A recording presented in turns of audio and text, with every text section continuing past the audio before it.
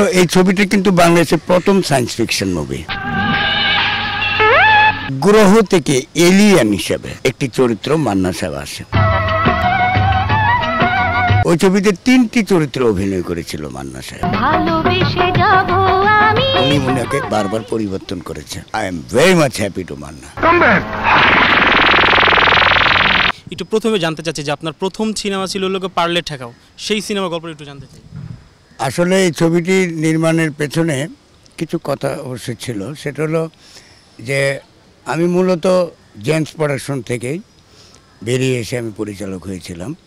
অনেকে আশা বা ধারণা ছিল যে আমি নায়ক জসিম ভাইকে নিয়ে আমি পারলে ঠেকাও ছবিটি বানাবো, কিন্তু যে কোনো কারণেই হোক গল্পের প্রয়োজনেই আমি মান্না সাহেবকে নিয়ে ছবিটি স্টার্ট করি। সেটা সম্ভবত 1997 সালে মার্চ বা এপ্রিলের দিকে। এই ছবিটি নির্মাণ করতে গিয়ে আমার তেমন একটা ব্যাক পেতে হয়নি, কারণ প্রযোজক ফাইন্যান্সিয়ালি ভালো ছিল। তো যাই হোক, এই ছবি নির্মাণ ক্ষেত্রে দু একটি স্মৃতি আমার মনে পড়ে। সেই স্মৃতি হলো, এই ছবিটি কিন্তু বাংলাদেশের প্রথম সায়েন্স ফিকশন মুভি। হ্যাঁ, এটা আমি দাবিদার, এটা আমি দাবি করতে পারি, কারণ 35-এর আমলে আমি সেই ছবিতে অনেক সিজি ওয়ার্ক বা বিভিন্ন যে টেকনিক্যাল ওয়ার্কগুলো আছে আমি দেখাতে পেরেছিলাম এবং সাকসেসফুলি দেখিয়েছিলাম এবং দর্শকদের বাহবা পেয়েছিলাম। ওই ছবিতে 3টি চরিত্র অভিনয় করেছিল মান্না সাহেব। একটা ছিল পুলিশ অফিসার। প্রথম রিলটি পার হবার পরেই সে কিন্তু কিল্ড হয়ে যায়।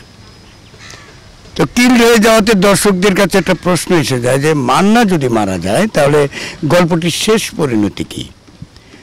ঠিক কিছুদিন পরেই দেখা গেল যে গ্রহ থেকে এলিয়েন হিসেবে একটি চরিত্র মান্না সাহেব আসে। কিন্তু সে এলিয়েনটি বাংলাদেশে আসার পরে তার একটাই টার্গেট ছিল যে এখানকার সন্ত্রাস দমন করবে, যেটা মান্না সাহেব করতে গিয়ে, পুলিশ অফিসার মান্না সাহেব করতে গিয়ে সে নিহত হয়েছে, পারেনি, ব্যর্থ হয়েছে। তো সেটাকে সে করার জন্য,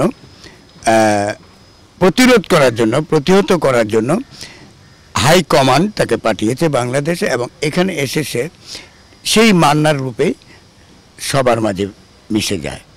সেই নায়িকা বলেন, সেই তার মা বলেন, অমুক বলেন, প্রত্যেকটি ক্যারেক্টারের সঙ্গে সে নিজেকে আবার সে মান্না হিসেবে নিয়ে আসে এবং দর্শকরা তখন মান্না হিসেবে তাকে দেখছে। তার মানে আপনি মান্না ভাইকে, নায়ক মান্নাকে আপনি এলিয়েন বানিয়ে দর্শকের কাছে প্রেজেন্ট করেছিলেন। এলিয়েন বলতে কি এটা কাল্পনিক একটা বিষয়, যে একটা গ্রহ থেকে, মানে কি বলবো, ঐশ্বরিকভাবেই বলবো, গ্রহ থেকে একটা হাইকমান্ড চরিত্র, যে চরিত্রটি চায় যে পৃথিবীর কোথাও কোনো অরাজকতা থাকবে না, সেটাকে দূর করার জন্যই কিন্তু এই চরিত্রটা কি বাংলাদেশে পাঠিয়েছে। তো সর্বশেষে দেখা গেল, এটার আমি কনক্লুশন দিয়েছি যে কবিতার সঙ্গে তার প্রেম, ভালোবাসা ইত্যাদি সব কিছুই কিন্তু ঘটছে। তো সেই ঘটার মধ্যে এখন মান্নাকে আমি রাখবো কী করে পর্দায়? এই চরিত্রটি তো এখন সমাজের সাথে মিশে গেছে। তখন আমি তার ভেতর থেকে সে এলিয়েন চরিত্রটিকে কম্পিউটার কাজ ওয়ার্কের মাধ্যমে, সিজির মাধ্যমে সেই চরিত্রটিকে আমি বের করে দিই। এলিয়েন চরিত্রটি বের করে দেওয়ার পর সে তার মতো করে সে চলে যায়। তখন আমরা সেই পুনর্জন্মের মতোই আমরা মান্নাকে পেলাম।